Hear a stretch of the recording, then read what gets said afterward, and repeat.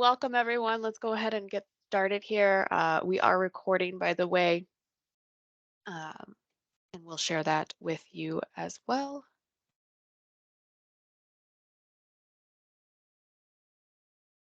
So today, very exciting topic. We are talking about repurposing buildings and adaptive reuse in Minnesota. I found this example thanks to Rethos, the Glencoe City Center, which was a mixed grade school, middle school and high school, was converted back in 2009 to now be used as a public library. It includes the city offices, has an event hall, so they do receptions and community events. So really cool space. I love the yellow color. It's bright and cheery.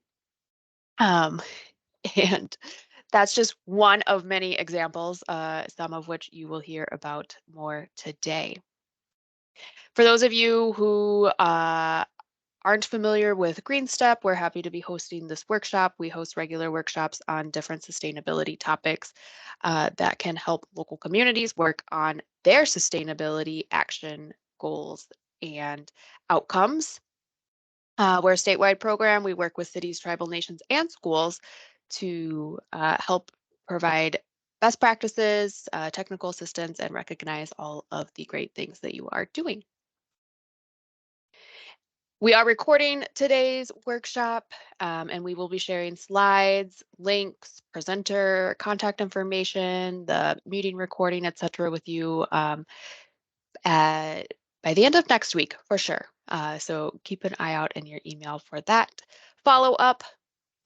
And we will be in breakout rooms later, so you'll get to meet a few people. But why don't we go ahead and use the chat if you are able? I know sometimes folks can't use Teams chat, but if you can, share your name, your organization, and we'll just leave it at that. We'll be simple today.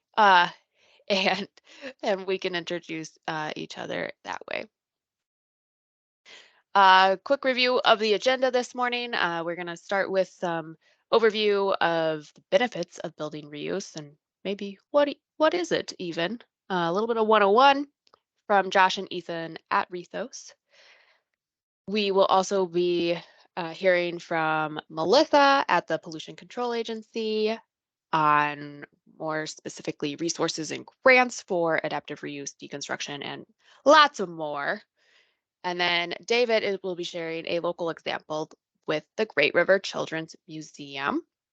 Super exciting. And then we'll be breaking out into an interactive activity to really do some envisioning within your own communities and think about some adaptive reuse opportunities. And we'll have time for Q&A. Do feel free to use the chat for questions or comments as we go through today. And you may also use the raise hand feature to let us know if you have anything to share as well. So with that, I think we will be handing it over to Josh and Ethan to kick things off. So I'll let you guys introduce yourselves and you'll be sharing slides as we go. Great, thank you. Hello, everyone. Thanks for coming to the workshop this morning.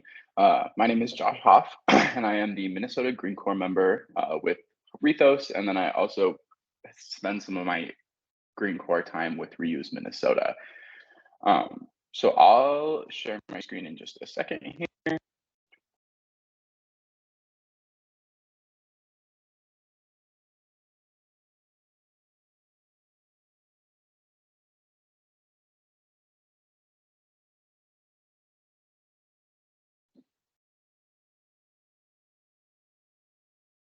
Are you guys seeing my screen?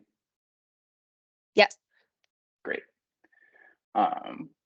Perfect. So I'll be giving just kind of like an overview of adaptive reuse and kind of pointing out where Rethos stands in the field. So just to give you a little bit about what Rethos does. So we primarily work with communities to improve the vitality through enabling the retention and rehabilitation of old buildings.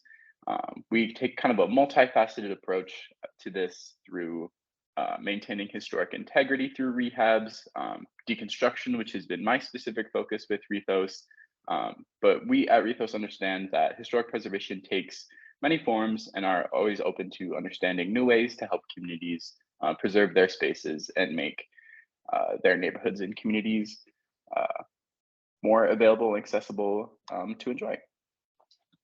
Um, so there are three main outward-facing programs that Rethos has. So starting with the largest community programs, we work in education, offering classes year-round, including things on building maintenance, architecture, DIY skills, and continuing education credits for realtors. If there's anything that you want to check out on the calendar, just visit the website to see what upcoming education opportunities we have. We hope to see you at some upcoming classes.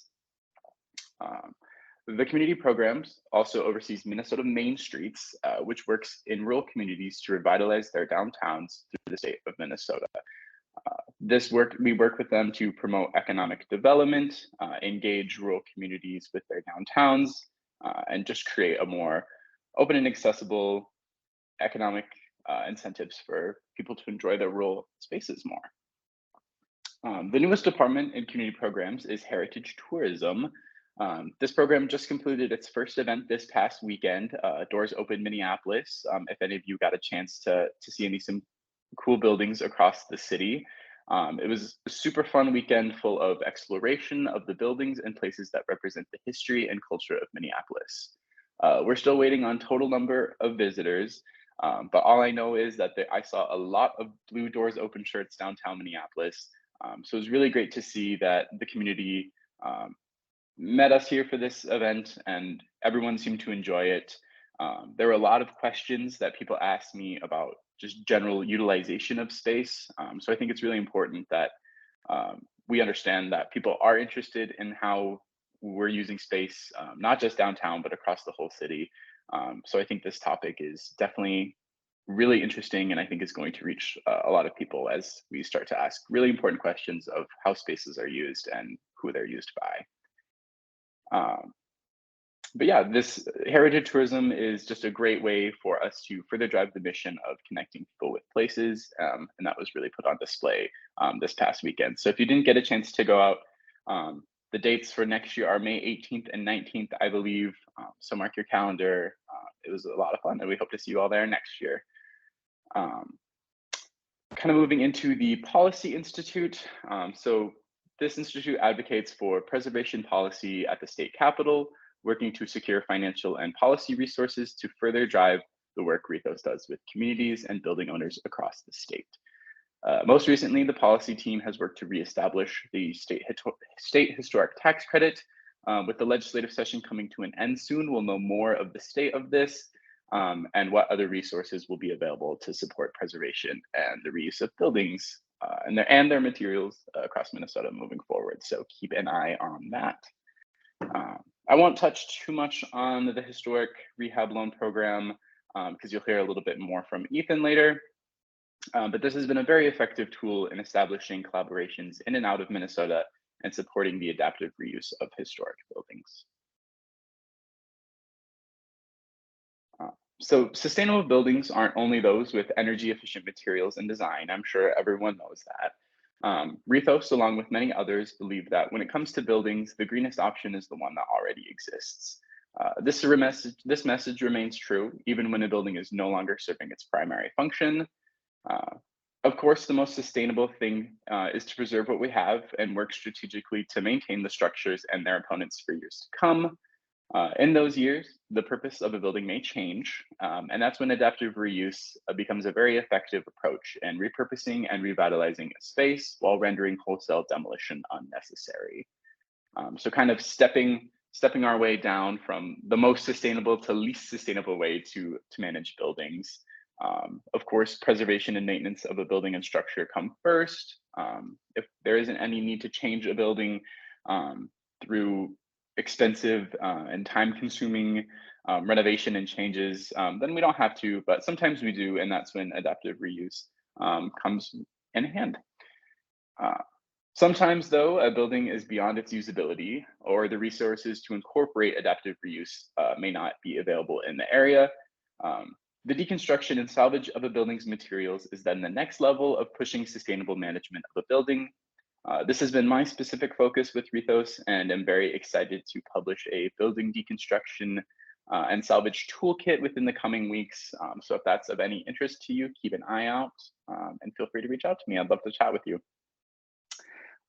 So of course, by far the worst case scenario for a building is demolition, which contributes greatly to the volume of waste being sent to the landfill. I believe it construction and demolition waste, so all the waste that's produced from demolition of buildings accounts for nearly double household municipal waste.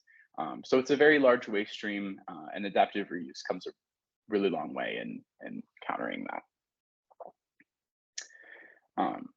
So just kind of bringing up this topic of sustaining buildings as a resource, it can come in many forms, whether that be the continuous care for buildings of any age, making sure that we're managing buildings in a way that's sustainable and that those buildings will be standing for many years to come. It could include the flexibility and adaptability by design, and when necessary, the circular movement of materials through deconstruction and salvage and the reuse and recovery of those materials and their value. So just kind of going into some benefits of adaptive reuse. Of course, there are so many that I can't mention in a single slide. But of course, again, the construction and demolition waste diversion, there's a massive amount of materials that are being sent to the landfill for no great reason. And with adaptive reuse and deconstruction and salvage, we can do a lot of work in that field. And of course, saving buildings is climate mitigation. It reduces the need for new material manufacturing, so we don't need to extract natural resources, manufacture them, transport them, sell them, transportation again. So there's a lot of emissions that are diverted and reduced from the building reuse across the world. So it's a really great thing for those who are all environmental climate minded, which I hope is everyone here. But yeah, it's a really great thing for the field of environmental work, and that's something that is really important to push when it comes to messaging, is that climate mitigation can happen in our communities with our buildings.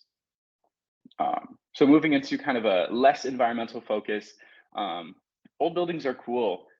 There's a lot of craftsmanship and design that have gone into them. So why wouldn't we want to preserve them? So adaptive reuse helps, of course, with the preservation of historical, cultural, and architecturally significant buildings. And this creates just a history to tell. Even when you're visiting around your city, it's a lot more fun to go into a space that's been re-envisioned, redesigned, but still has a piece of character and a history to tell that's important to people and their communities.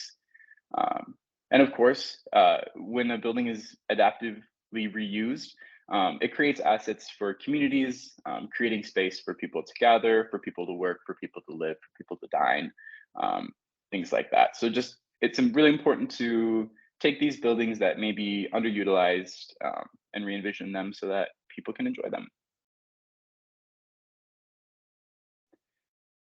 So this is a reuse example of a specific building, but I think it's definitely worth mentioning. I've always been of the belief that reuse is a mindset more than anything else. That might be an oversimplification, but I think it's true. So this is a really great example of a lot that was vacant due to a building fire in downtown Winona. It was sitting there relatively unused. And what the community did is they redeveloped it into a beer garden downtown Winona so people can gather. It's super accessible. Anyone can join and enjoy a beer. This is going to be especially important now that the weather is super lovely. But yeah, this is just a really great example of ways that communities have gotten together to reuse a space and make it accessible and available to people in the community. It is worth mentioning that this specific example, it is temporary. So the lot that it is on is still able to be developed if the needs of the community change, if the needs of the space change. So I just thought that was a perfect example of the way that reuse can be put into the planning of public spaces, so to remain flexible and adaptable for the future.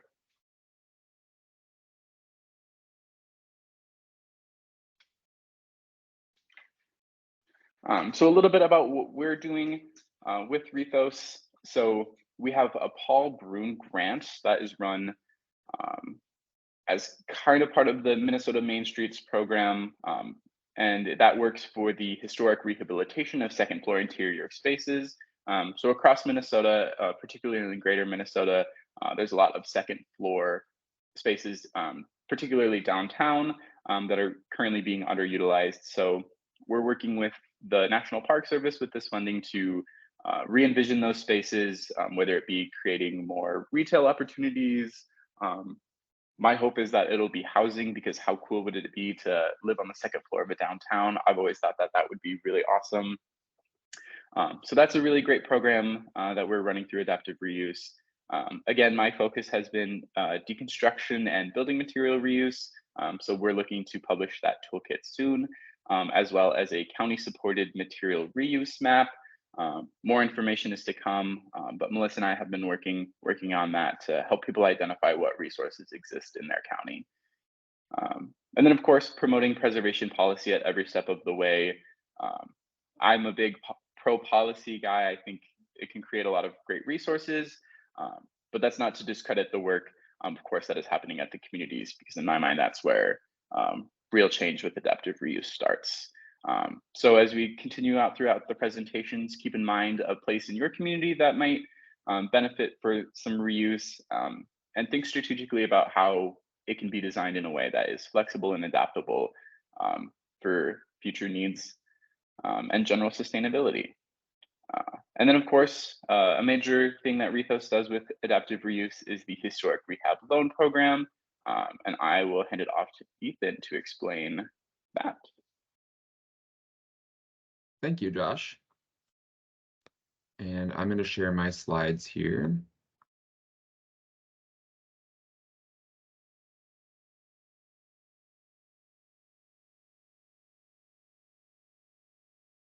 All right, can everyone see that all right?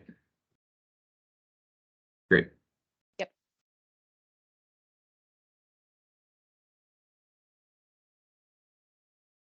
I'm assuming you can not see my notes. Correct. It's in presentation mode. Okay, cool. Like, just want to make sure. All right, so my name's Ethan. My name's Ethan Boote. I am the director of real estate at Rethos, and as Josh mentioned, my main program is historic rehab loans, which I'll take a little bit of time here to talk with you about. I'm kind of give a little bit of a background about historic tax credits, because historic rehab loans works with historic tax credits, specifically the state side of the historic tax credits, how they're used to rehab a building, and then just show you some awesome pictures of tax credit projects that I think are cool, and kind of wrap it up with some final thoughts about them. So without further ado, so historic tax credits. Originally, this policy was put into place in the 1970s to help incentivize the rehabilitation of buildings in our urban cores that were underutilized. So, a lot of buildings that needed a lot of work.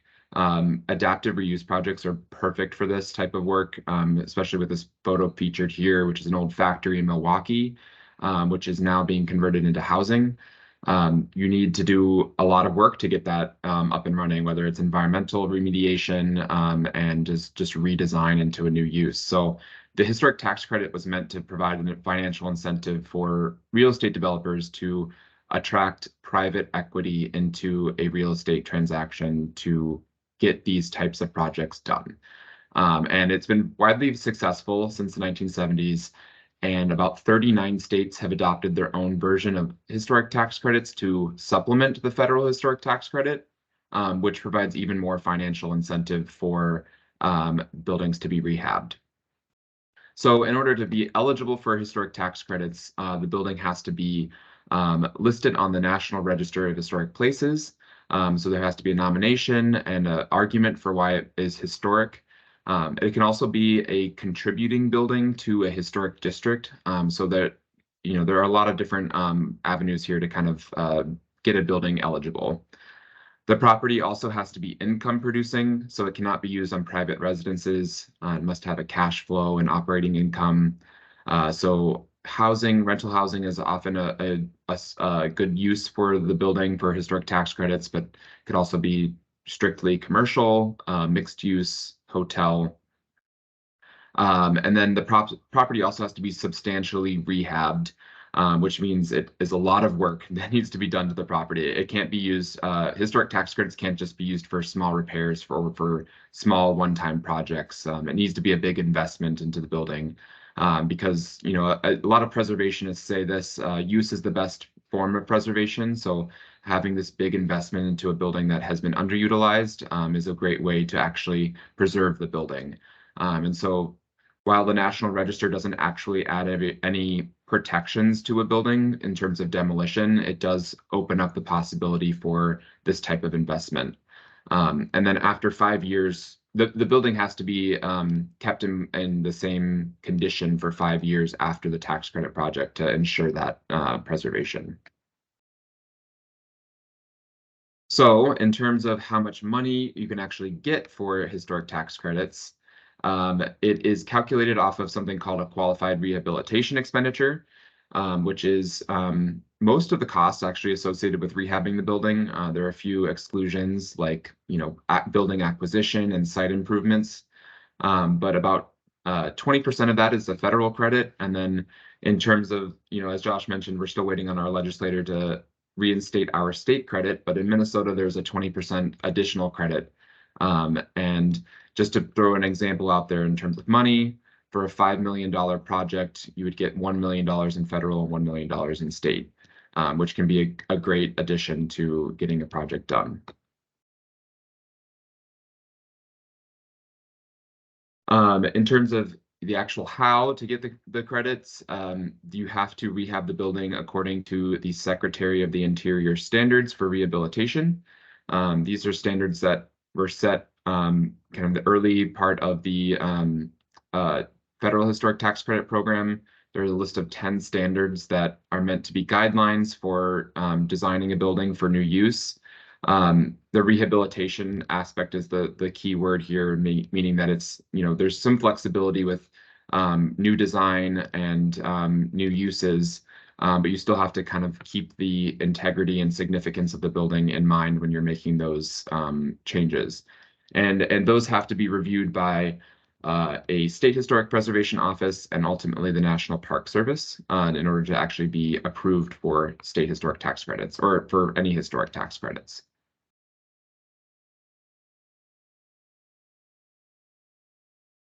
In terms of the actual financing structure, I'll kind of brush by this. This isn't my expertise by any means. I, you know, operate this historic rehab loans, but my background is actually in historic preservation, so I had to learn this in this position. But, you know, for a traditional financing stack for a building, you're going to still have a debt, some sort of permanent loan to finance most of the construction. You might have quote unquote other sources that can be layered with historic tax credits, whether it's a city loan, tax increment financing, it could be low income housing tax credits, could be new market tax credits, kind of depending on what the new use of the building is going to be. And then you have federal historic tax credits and state historic tax credits with their 20%. And the way that these are actually monetized into the deal look differently depending on the deal as well. For federal historic tax credits, you will find an equity partner. Oftentimes, the owner of a project will not have enough federal tax liability to actually be able to use the credits associated with the deal.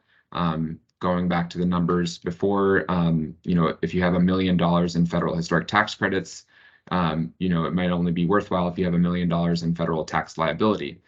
So you're going to find a partner who actually has that tax liability, high net worth individual, banks, investment firms. There's some crowdfunding options that have been coming popular recently, but they're going to be making, you know, X cents of dollars equity into the deal in exchange for tax credits. Which is a great way to get more private investment into these projects. State historic tax credits are more flexible, And this is where Rethos comes in with the historic rehab loans. Apologies for kind of a long explanation to get to that point, but state historic tax credits are more flexible because they're certified and they can be transferable. And depending on how a project owner wants to handle these, they could also find an equity partner, and they could also directly sell them. However, there are some federal tax consequences for monetizing state historic tax credits, which gets very like a mouthful to explain, but that's where Rethos comes in with our historic rehab loans.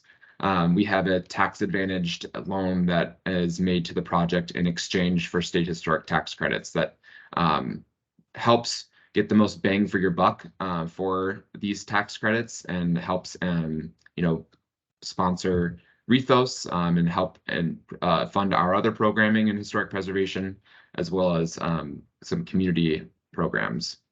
So the way that it works is that we have tax credits donated to us. We use one transfer. In Minnesota, our credit is refundable. So we monetize these tax credits once they're assigned to us by refunding with the state of Minnesota. And then we take that refund and we make this long-term low-interest loan to the project. Our loan terms are very favorable. They're meant to incentivize the reuse of the building as much as possible. So we have a 40-year term with 0.1% annual interest-only payments.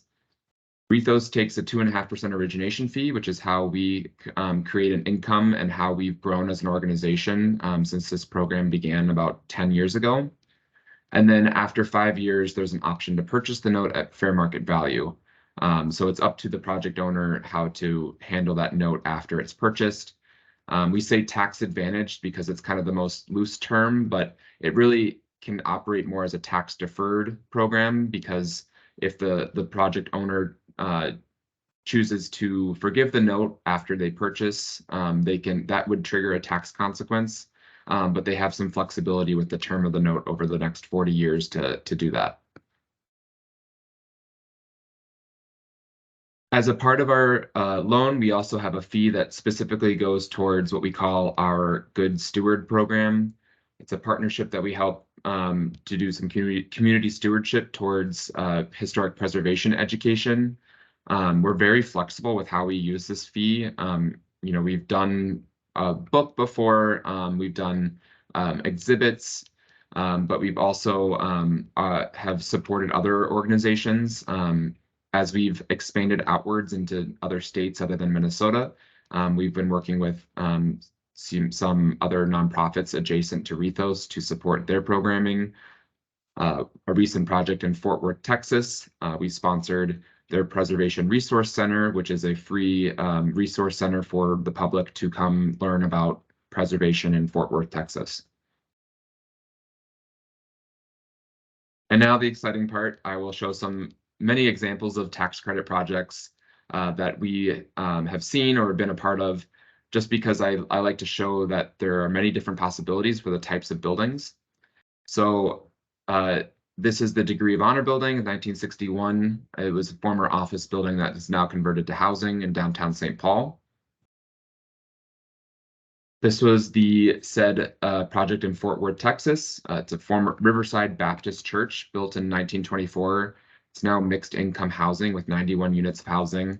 And as you can see, they use the sanctuary space for some common amenity space like a gym, their leasing office, and some community gathering space.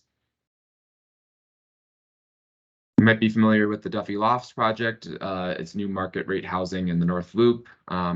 Took a 15-year, the building was vacant for 15 years before it was rehabbed, originally built in 1916, and hosted the former Duffy Paper Company, as well as the Minneapolis Iron Store. It's now 188 units of housing. The Continental Hotel is downtown Minneapolis, and is one of the remaining apartment hotels from this part of the downtown area. It was converted by the nonprofit Aon into supportive housing a couple years ago. It was built in 1910. So it's one of my favorite ones recently, the 7-Acre Dairy Company, which is just south of Madison, Wisconsin.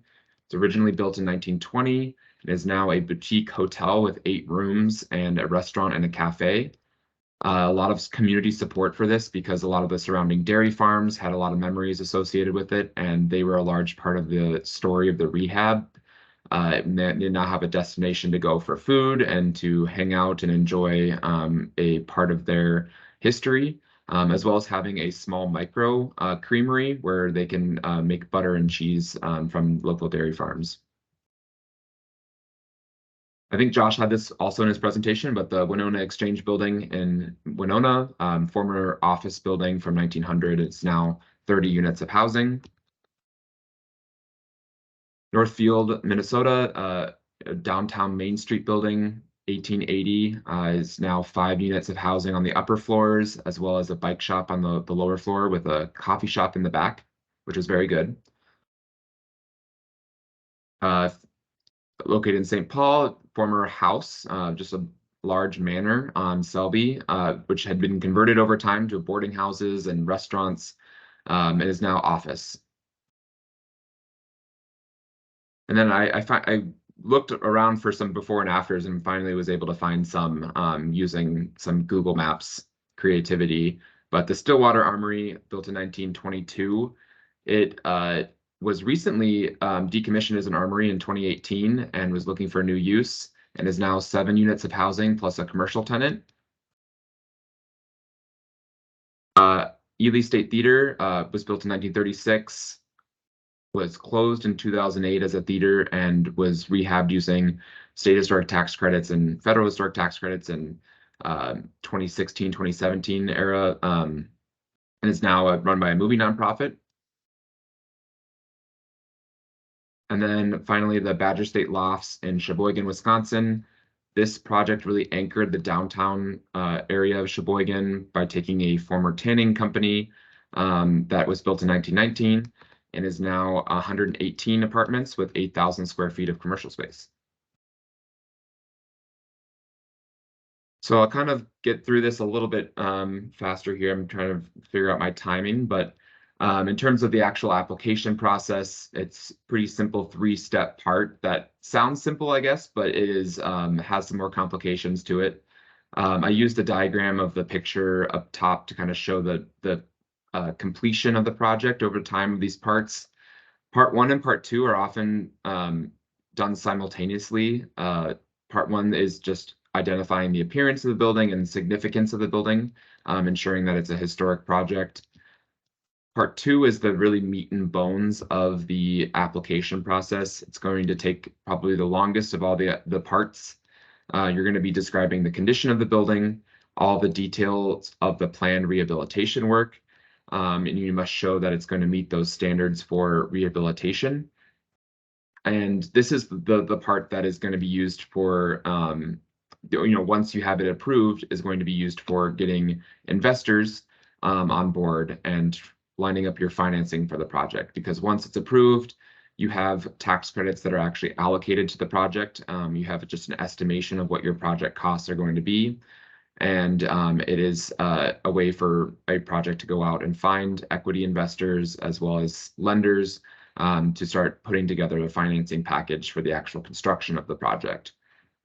And then you must follow those, the plans that you submitted to the National Park Service and State Historic Preservation Office in order to, get the tax credits at the end of construction, which is where Part 3 comes in.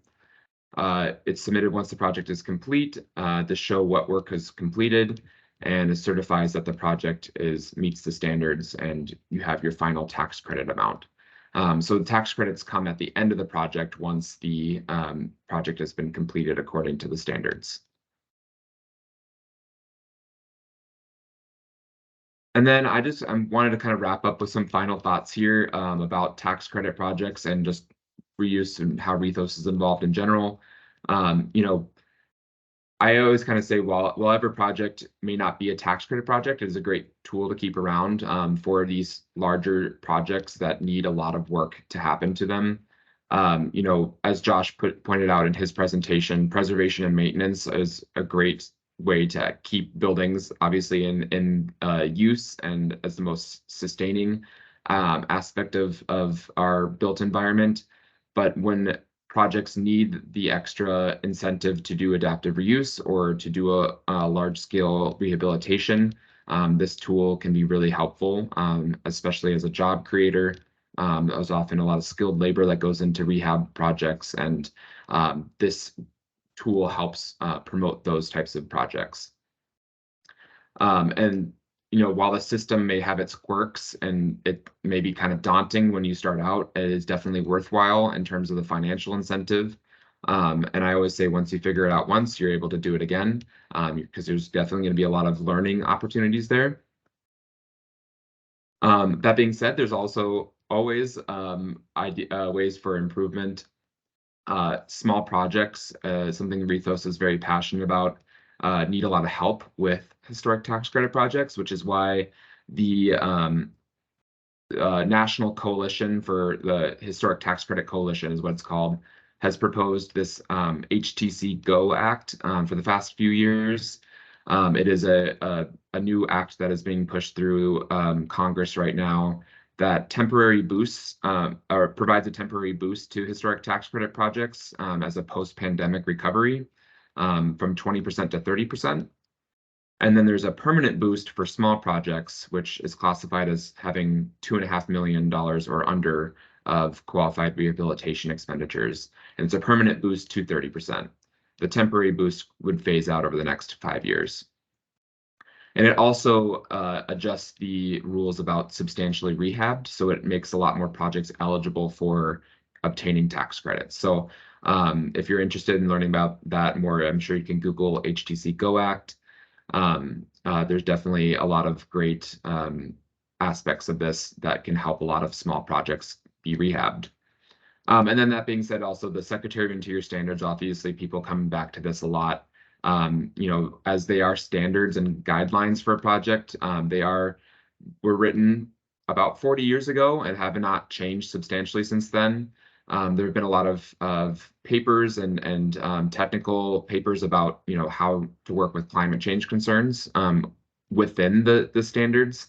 But I would like to see more of how those can particularly address some of the concerns that we're having with building rehabilitation, and there may be how to handle the conflicts between the preservation goals and rehabilitation and climate change goals. And just kind of quote unquote how flexible they can be with, are you reviewing projects based on the same standards, or are you taking projects that have kind of case-by-case basis of their historical significance, and how flexible can you be with the actual rehab goals with that? Because sometimes these standards can be big barriers to actually getting a project done. With that, I am going to conclude and I believe pass it along to David or Melissa. I forget who's next. Melissa. All right, great. No worries. Thanks, Ethan. No worries. That's a lot of great information and a really good segue to my information. So sharing screen.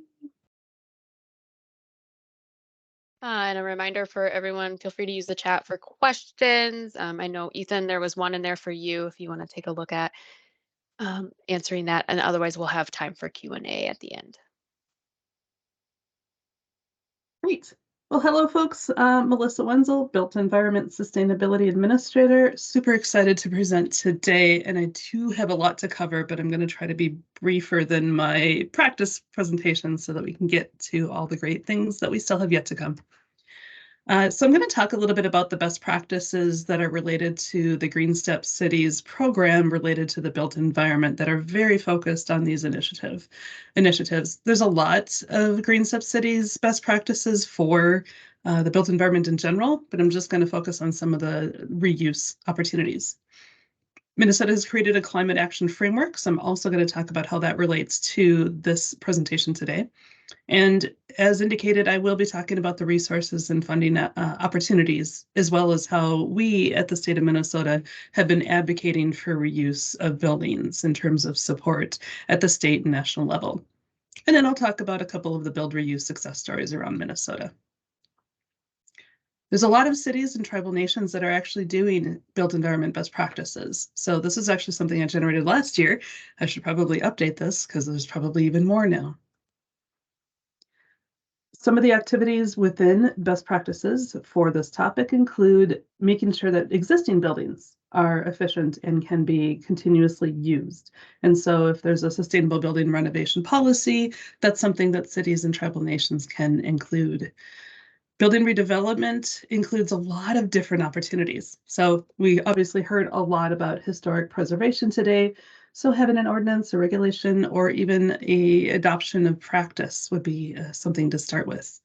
Minnesota Main Streets, of course, I'm going to refer back to Rethos and their activities because they're doing good work. And they have a lot of great opportunities that overlap with the efforts that we're trying to do. A lot of retail buildings come and go. Well, the activities within them do. The buildings should stay. So what can we do to reuse those buildings? And can you adopt a green residential remodeling program, whether it's technical assistance or financial assistance?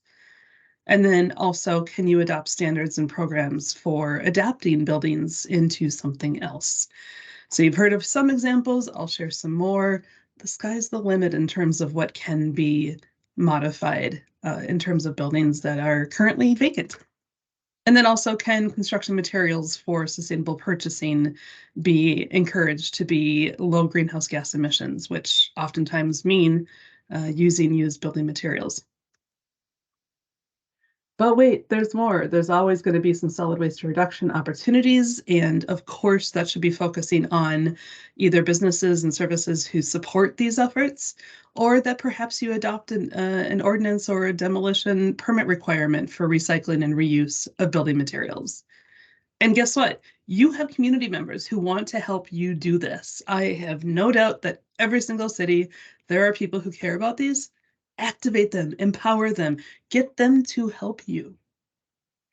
And also, you can support the green businesses and the green jobs that exist in your own locality. And yes, building reuse, building renovation is a green job. Deconstruction is a green job. So support those projects that focus on green job training, which again includes renovating, reusing, and multi-purposing of buildings. And then finally, we want to make sure that we're adapting to climate change and that our community is resilient. And so that means keeping existing buildings, particularly those in good condition or those that can be made into good condition, making them able to handle floods, to handle snow amounts that kind of are similar to what we had earlier this year. And make sure that people feel connected to the community and feel connected to their place. That'll give people that are economically vulnerable opportunities that allow them to thrive, and will also allow older community members to perhaps live in place, or age in place, I think is the official term. So Minnesota's climate action framework is a first for Minnesota. It was crafted or finalized last year, and there's no surprise why some of the built environment elements are in there, because myself included, people who care about this topic made sure that these actions got into the framework. And you're going to see some themes. The things that I just talked about in the GreenStep cities best practices are also in the climate action framework. This blueprint, if you will, is a guide to help us understand what sort of practices should we actually be focusing on. And it's for every Minnesotan, every business, resident, whatever. People can take action to make this framework become reality. So that includes resilient communities, which has a huge focus on energy efficiency, but also repurposing buildings and adapting them, making them energy efficient. Having resilient buildings, infrastructures, and businesses that support those efforts. Again, so many parallels to the GreenStep cities best practices. Clean energy and efficient buildings. This particular building I took a photo of last month in Minnetonka. It was an old office building, probably built in the 80s. 80s is not exactly known for building the highest quality of buildings, let's be honest about that. But a company chose to buy this building, probably was vacant, and turned it into a dog spa and daycare. I was trying to find the photo of the original building, and at least for Google Street View, I had to go back about 15 years before I found the original source. So even 15 years ago, building a private development decided to do this. And then having smarter buildings and construction. This picture is an adaptive reuse photo, but there's still some elements of needing to use smart construction activities to make this building become apartments. And yes, it was a St. Louis County jail before. I had a chance to tour it at last year's Preserve Minnesota conference up in Duluth, and I guess I can say that I've never seen something like that before. I can't say that now that I've seen this. There are a few focuses to that particular goal that I wanted to highlight. So there's a bunch of these building reuse and preventing waste best practices directly related to the built environment. And again, not only myself, but many others who are in this industry contributed to these elements that are now in the statewide framework. And so it literally says, let's support adaptive reuse of existing buildings. Let's expand deconstruction and reuse of materials. Let's recycle construction waste, invest in recycling markets for building materials. Some of this is about us at the Minnesota Pollution Control Agency. Some of it is about, developing incentives and research and development for reincorporating used building materials. So that's where the partners of the University of Minnesota and other learning institutions can really help us with these activities.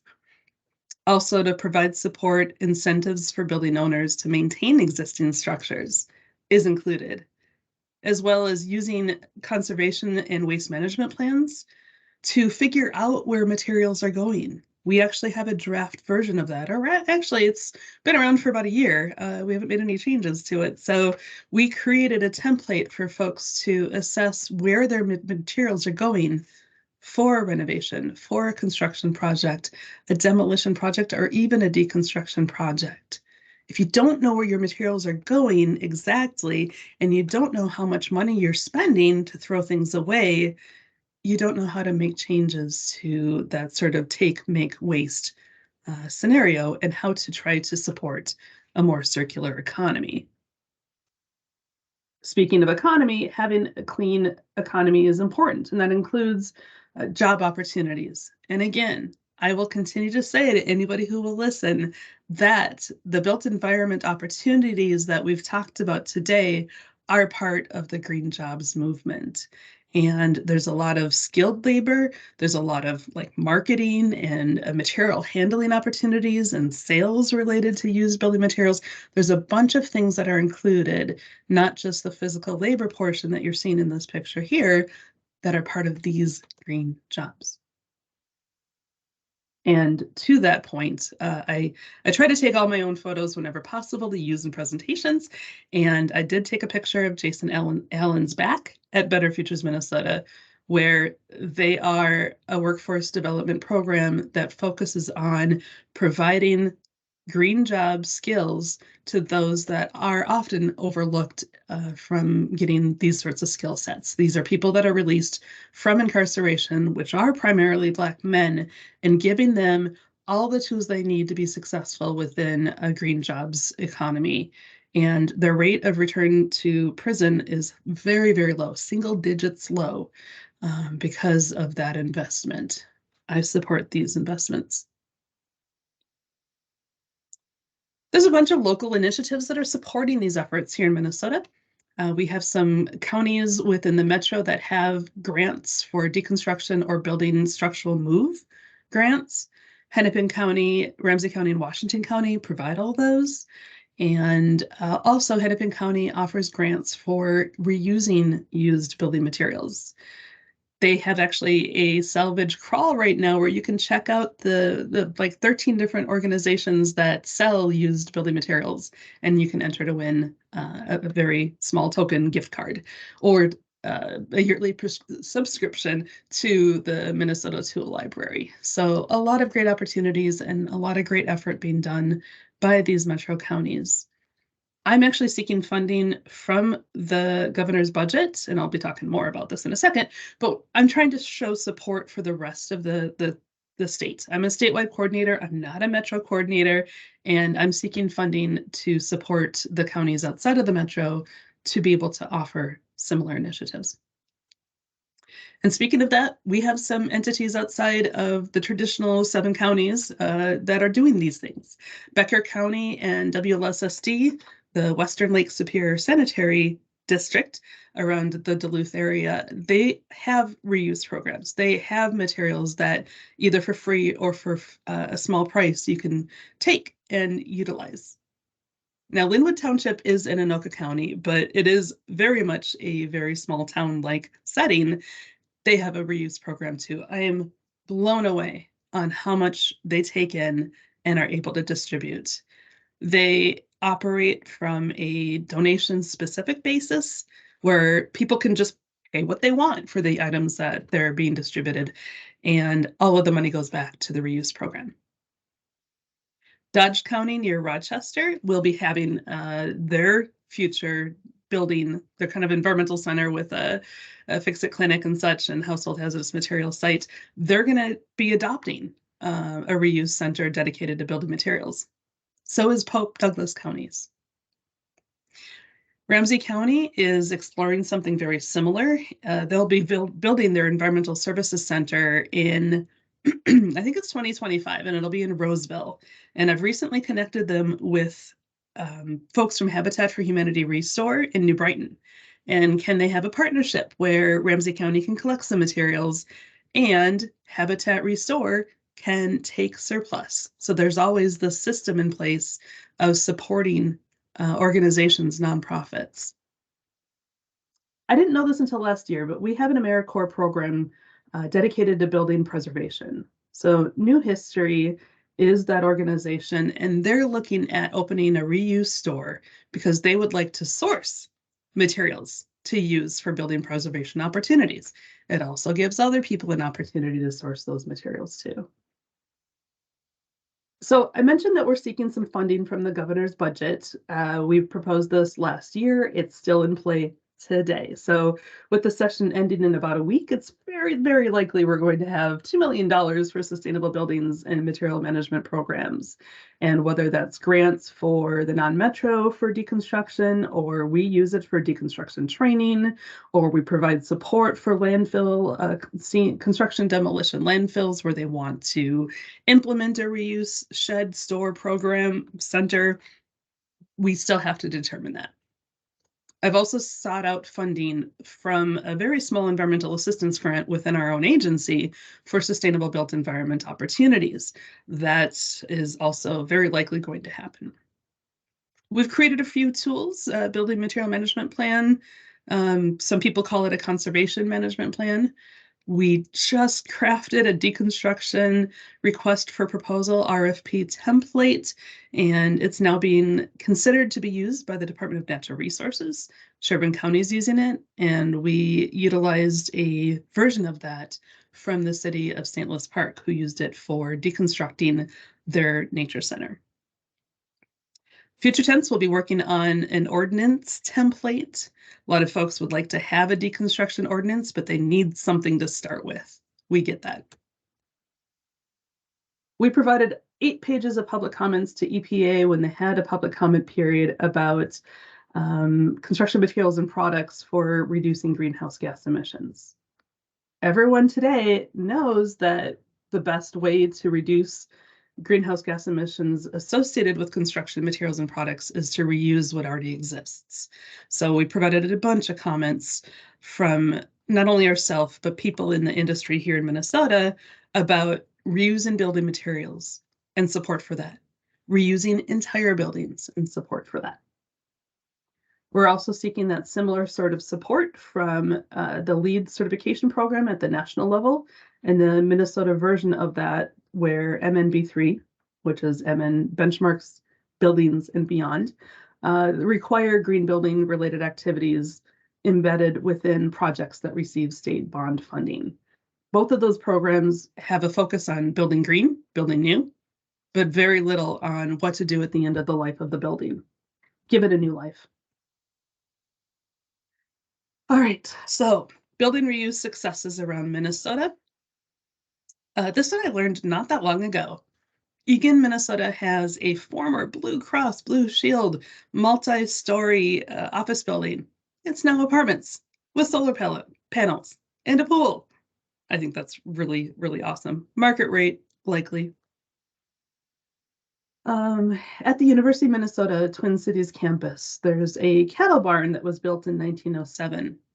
100 years later, it got renovated. It did not get torn down, but it got renovated to be used as the Student Alumni Learning Center, named after Ben Pomeroy, a veterinarian, family of veterinarians rather, who are very supportive of campus activities. The green elevator that you see in the background, they've actually repurposed that for all of their HVAC equipment.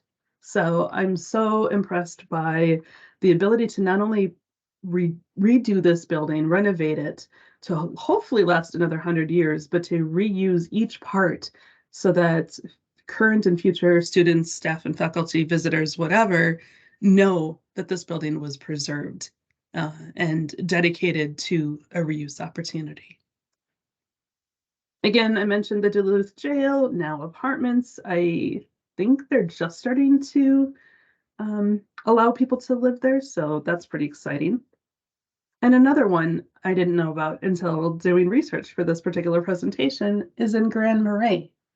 Their former high school is now a YMCA. So, presuming that we have still some time, and I was not looking at chat or anything like that. I don't know if comments coming in. Doesn't look like anything horrible. I'm going to go ahead and play this presentation, and this is about a 5-minute video. So if folks need to get up and stretch their legs, walk around, stuff like that, you're welcome to do that. But I interviewed a few folks in South St. Paul, Minnesota, which to me feels like a small town. I think the population is like 20,000. I don't know if I'm right on that, but there's 3 buildings, 2 of them that have been reused, and 1 of them that they're seeking opportunities for reuse in South St. Paul. So I'm going to go ahead and play it. And Kristen, I guess, just come off of mute and let me know if you can't hear the sound. And there's a 10-second delay for people to see the slide, which has been up for several seconds now. Got to wait till 10 seconds, full seconds. The building behind me today. All good. Okay, great. And it stopped and loads. paused at that point, Yeah. too. This building was formerly a Wells Fargo building until 2011. After that, it was vacant for several years before the city and DRS Investments got involved and turned the building into a 60 to 70 unit multifamily apartment building. This building is located in a tax increment finance area, specifically for the Concord Street area. So for those that may not be familiar with tax increment financing, it's an economic development tool, basically, where a developer works on a project, they don't end up paying the full value of taxes. Some of that gets put back into the building to help them pay their loan costs. But it's a great tool. I think that expires in about 20 years. So at that point, we'll be getting the total taxable value of the building. But at this time, it's still increased our tax base, it's benefited our residents, and, it's still giving the owners of the property a break, because it's certainly not cheap to take a bank building to turn it into apartments. South St. Paul, it does not have a lot of greenfield development. Most of the cities like Woodbury, they can build new apartments on, old farm fields. South St. Paul, that's not so much an option. We've been built out basically since the 1930s. So if we want to do any type of economic development, it has to be reuse. The backbone of South St. Paul's economy for a long time was the stockyards. So just down the hill from where I am now, in what is today our industrial park, was formerly one of the largest stockyards in the world. So farmers would come from all over the Midwest, from all over the state, to bring their cattle, livestock, chickens, etc., for sale, and then for meat packaging. And then, that product was sent all over the country by rail, by car, et cetera, to serve people all over the world. It was, a huge backbone of the city's economy. We had a ton of immigrants from Eastern Europe that worked in the stockyards. It was, what really, really brought the community together. Unfortunately, the stockyards started to close in the 1970s and were fully closed in the 2008, but most of the stockyards had gone by the early 2000s, which was really devastating for the city's economy. It's something we're still working on recovering from today. Building down the street from the Drover that we've also had some adaptive reuse in is a building that was formerly known as the Hitching Post, which had auto and motorcycle sales. It fell vacant in about 2017. The city was able to partner with Vandalia Glassworks based out of St. Paul, who was looking for a new location. It was a collaborative project between Vandalia Glassworks and the city's economic development agency, but that building today has been transformed into a beautiful glass blowing studio with classes that are open to the public, great art making space, and just a beautiful space altogether, which actually serves the residents of the Drover with a nice walkable activity close by.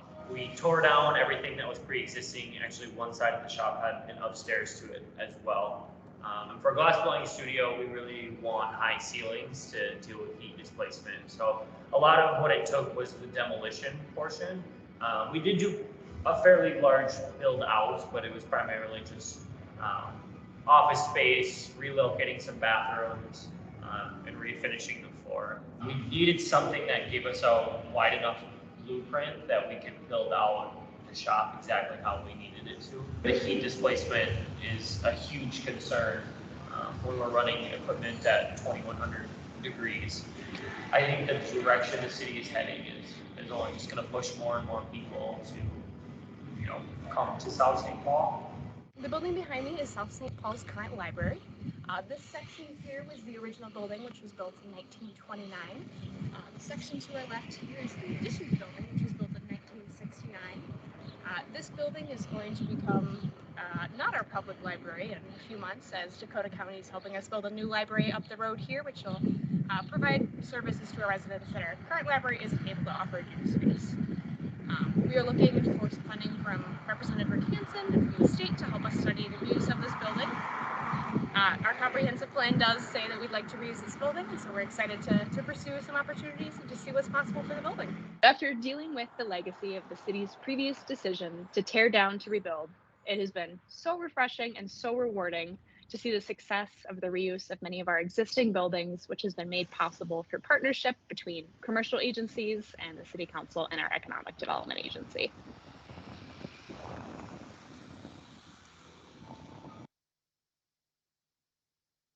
So some really great examples of the efforts it takes to be able to reuse buildings, and anywhere that I can support here in Minnesota, please count on me. Please contact me, and I will do what I can to support the reuse of buildings.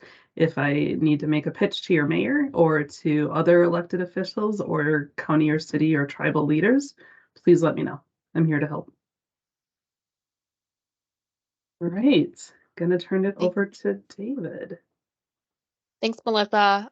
Melissa, by the way, for those of you looking at our website and best practices, is the best practice advisor for like many of our best practices. I think she wins the award. So yes, feel free to reach out to Melissa.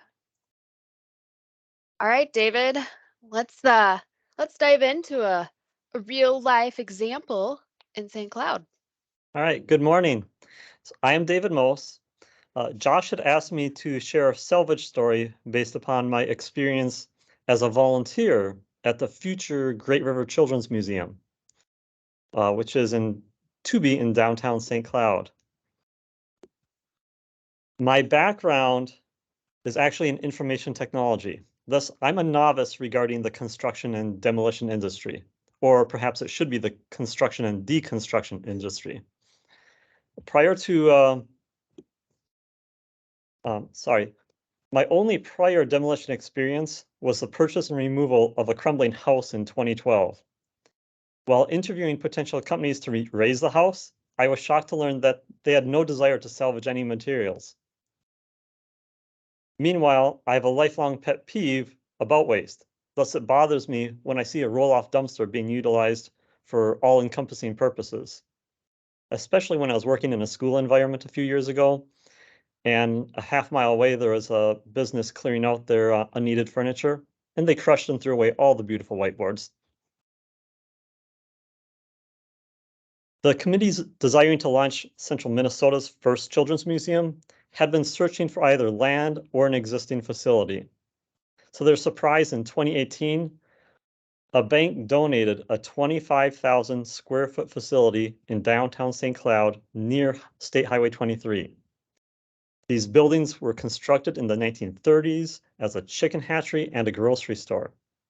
A massive expansion in the 1940s was personally constructed by an on-staff masonry expert. His precast joists are considered ahead of their time, which has triggered amazement from every structural engineer I've toured through the building. The main building was transformed from a chicken hatchery to banking offices and a fitness center in the 1960s. So this building has already been repurposed once. Over the decades, this downtown building was subdivided to accommodate more offices. Thus, the building's donation in 2018, the facility had approximately 100 rooms.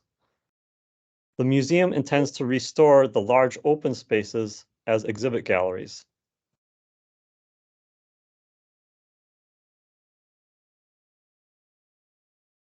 Though the facility was donated, funding is still needed for exhibit fabrication, a new elevator, new stairwells, and more.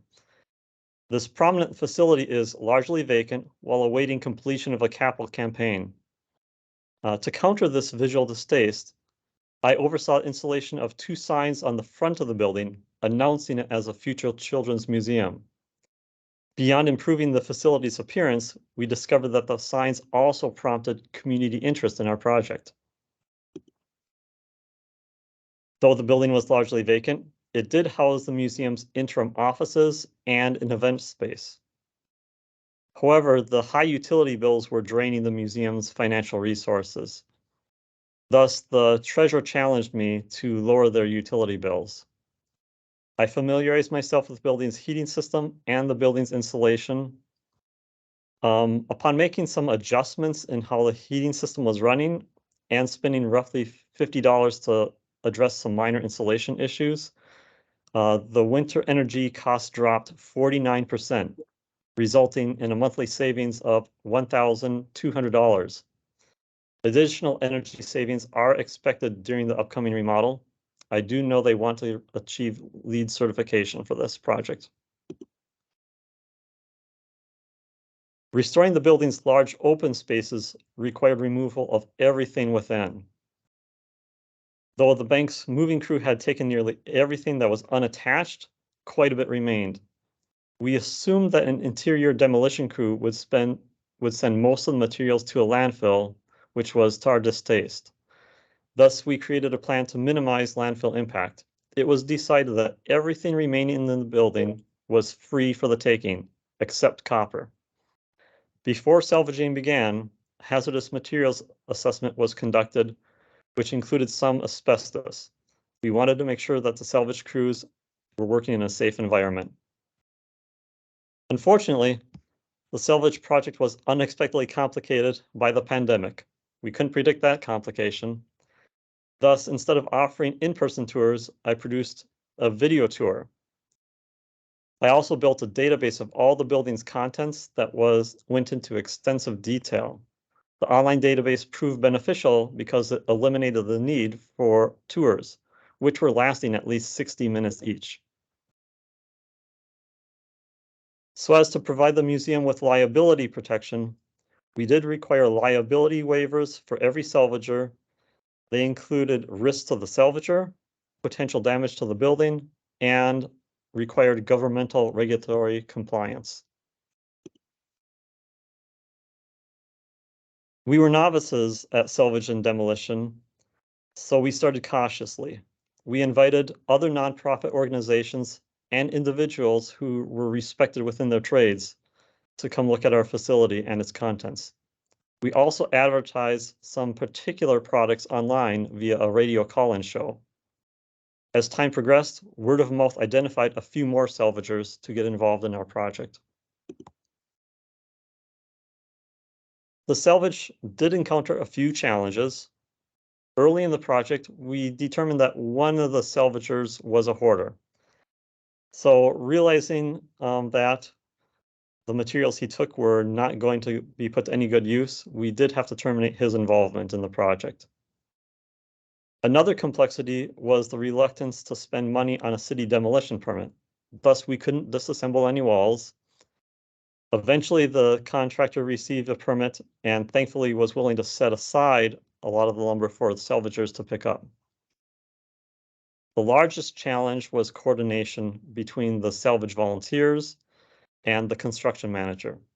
For example, the crew disconnecting electricity was weeks behind schedule, which put a massive restriction on our ability to get the salvagers to retrieve the light fixtures that they wanted.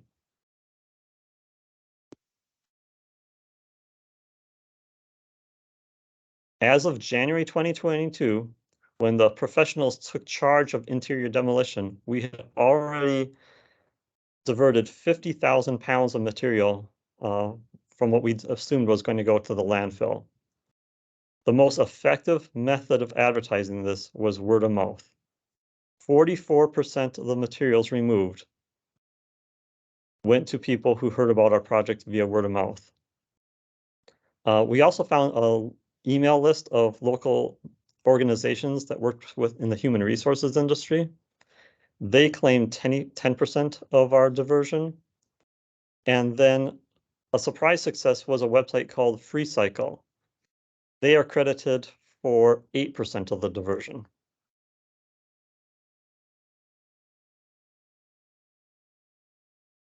The recipients of the materials were diverse. Resellers accounted for 30% of the diversion, though that is skewed by the intense weight of our safes and one vault door.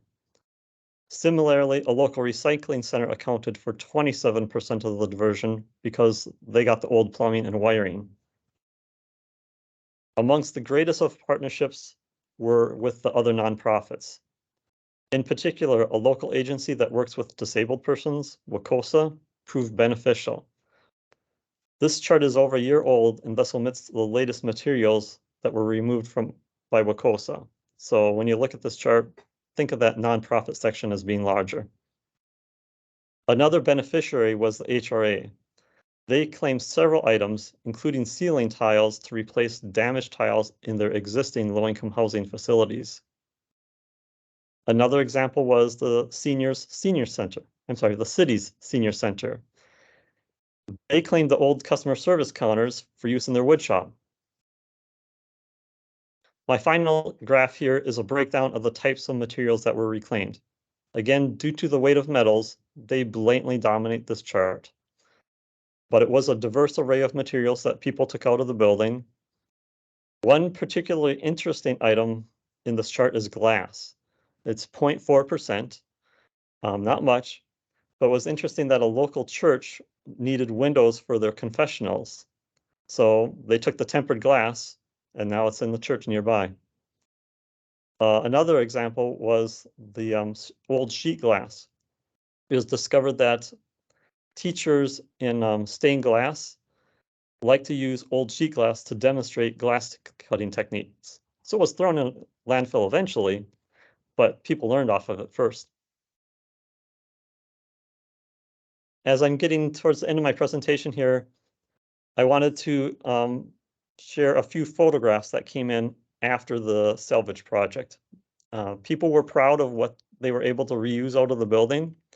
So we have here photographs, and these all look like the same materials because we had a lot of white particle board. A school has new shelving. Another person was showing off the new shelving in the garage. And at right, someone's showing off their new shelving in their home. Looks like it's loaded with kids' games. A couple more photographs that came in. At left is simply a railing. Several of the stairwell railings were taken out and repurposed. I forget where the left photo came from. Then at right is a boot bench. Someone had taken various bits of lumber out of the building and built a boot bench for all his kids and household. Photograph that I can't include in here yet is a cabin that's being built with quite a few of the reclaimed lumber chunks. So my takeaways. As the museum was preparing to turn over the building to the construction manager, one of the company's representatives acknowledged that most building materials are reusable, but normally they are discarded because it's not feasible for an individual firm to warehouse them. Another construction professional mentioned that contractors were not accustomed to the degree of recycling we saw at the museum project. My personal takeaway is that the salvage process should be incorporated into the work of the construction manager instead of being run by an independent novice such as myself. Finally, a surprise of the project was goodwill. It raised awareness about the museum project, and some of the salvagers later on became cash donors. If you'd like to learn more about Great River Children's Museum, their website is greatrivercm.org. If you would like to reach out to me with questions after this presentation, my email address is david@hesterpark.org. And I end there with a couple quotes that I found.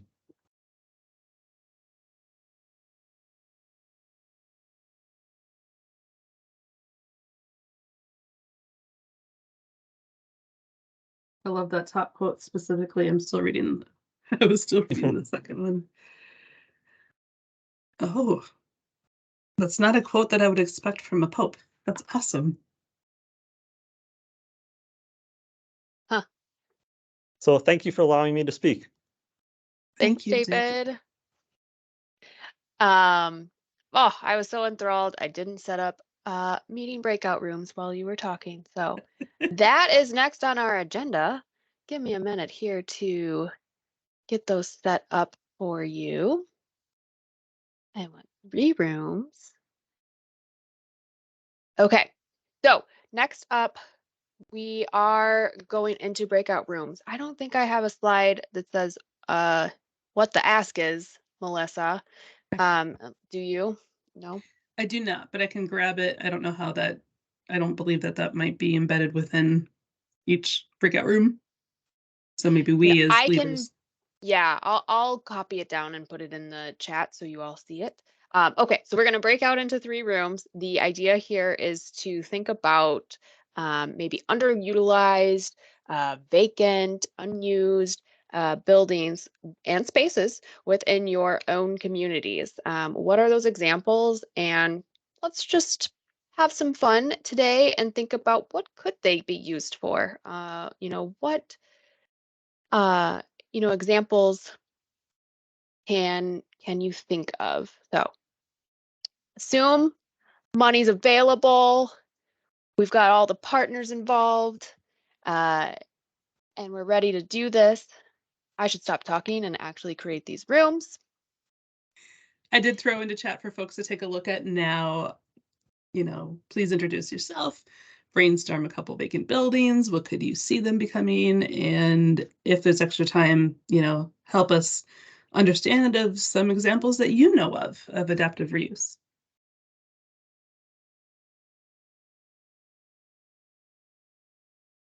Okay, getting to it. Why do people always hop off before breakout rooms? Like, I kind of sometimes find that the most fun part.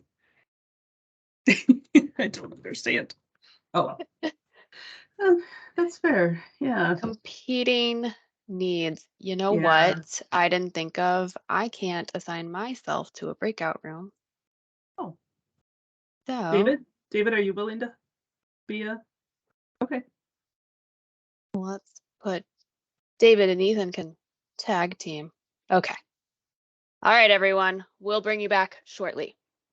Our group had a lot of discussion about deconstruction, so we didn't actually get to the assignment. I tried to prompt a couple times, but we recognize how being able to reuse building materials is such an important part of the reusing of buildings. So with the people from different government jurisdictions, it's great to have sort of some live opportunities to share. So it was still a very, very fruitful opportunity.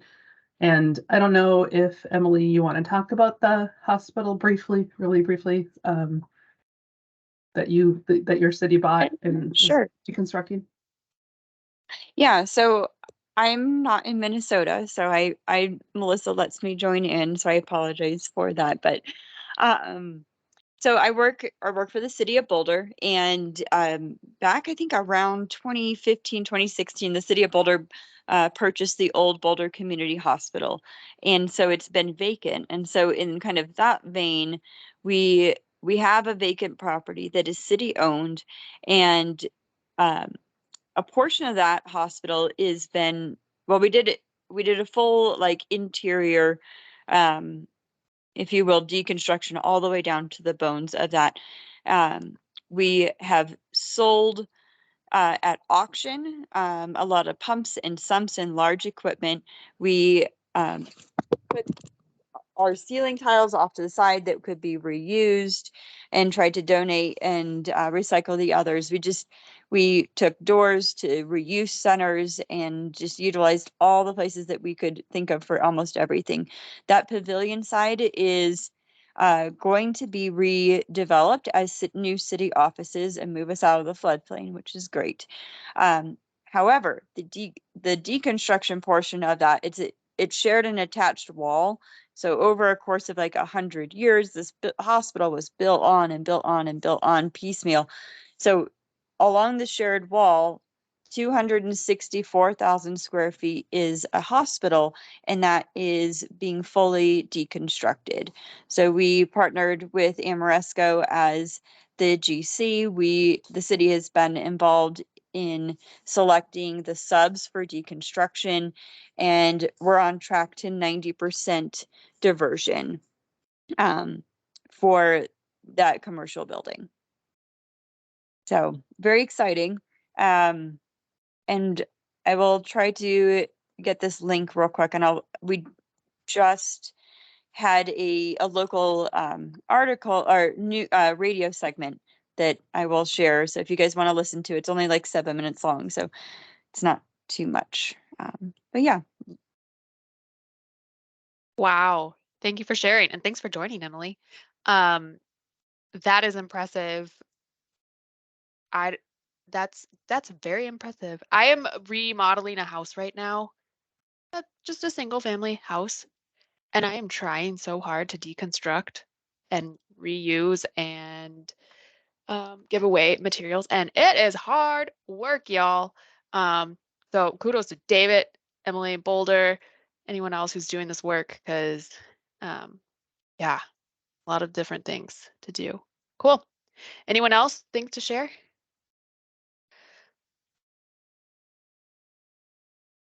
Okay. Well, this is I would say, really quickly, I live in a condo in Minneapolis, and we have it's 415 units, so it's a large one. But it's constantly on our community Facebook page, people posting and getting, I don't know of anybody who's posted a piece of furniture and it hasn't went to somebody else, or pictures, or, I mean, just anything, everything, food. If people don't like food that they bought or beverage that they bought, they just put it, and post it, and it usually is gone like within an hour. But it's kind of a cool way to get people to have new life in their unit without spending money and also saving the landfill. I love that. Thanks, Susie, for sharing that. Yeah. I like the food example particularly. Like, I bought this and I don't like it. Anyone want it? Yeah. That's what going to the office used to be for. Yeah. Now I think some of us have lost the ability to do that. Yeah. That's great. Well, this is open discussion time.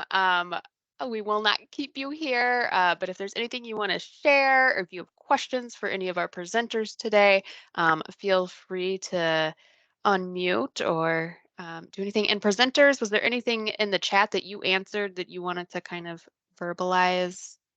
Well, David was sharing something with us and got cut off as we were switching. So I wanted to maybe have you finished your thoughts there, David. Okay, and remind me, which topic was that? Oh gosh, what were we even discussing? I got sidetracked when we came back to the general. Same here, I lost track of what I was saying. Shoot.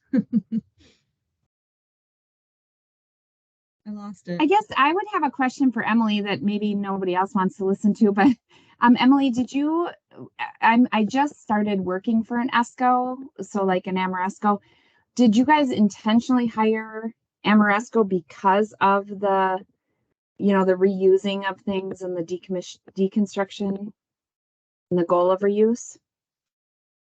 So I wasn't with the city when Amoresco was hired, but from what I have heard, just from my previous manager who was involved with that, is that we were very clear that that was the intent with the building. So we had identified that deconstruction was important, and we wanted to make sure that the general contractor was going to propose methods to achieve that. And so Amoresco themselves has been very supportive of that, and their team, especially on the interior soft strip and management and tracking materials, has been very helpful. And then they realized they needed to bring on a sub for the physical deconstruction of the exterior. And so they were very proactive. They wrote the RFP, we had input into that, and they went out and got the sub, and we participated right alongside them in terms of selecting and hiring the sub for the decon portion. So I would say they've been a good partner in, they understood what our values were, and kept us involved, because a lot of GCs, you just don't have visibility into the subs. Right. Yeah. No, I think that makes sense because their focus is about energy and sustainability, and so. Yeah. But that's So an they interesting. were a good partner who knew and understood what we wanted from the outright, and they've been really great to work with in this project. Wonderful. Don't always say that about large companies, but in this case, it's been good. Oh, no, and they are really good at, but like a lot of times they're on the side of installing solar and changing out lights and Street doing more lighting. energy. Yes, more of those type projects. And so, yeah, so I think it's great that there's. Yeah, I was on Love a panel at a conference with them yesterday in Denver, and the other speaker was talking about streetlights.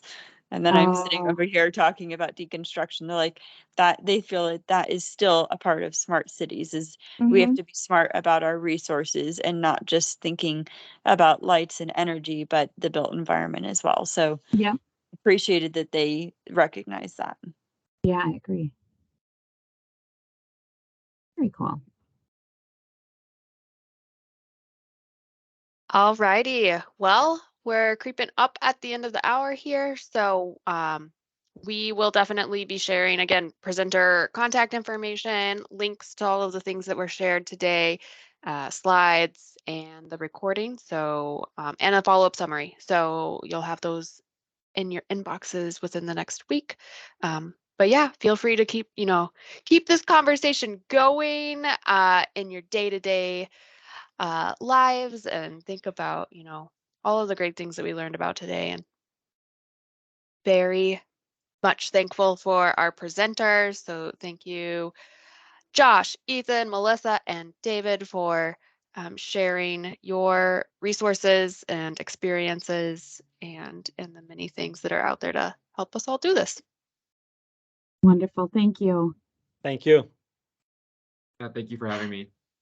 Yeah, have a good day, good week, everyone.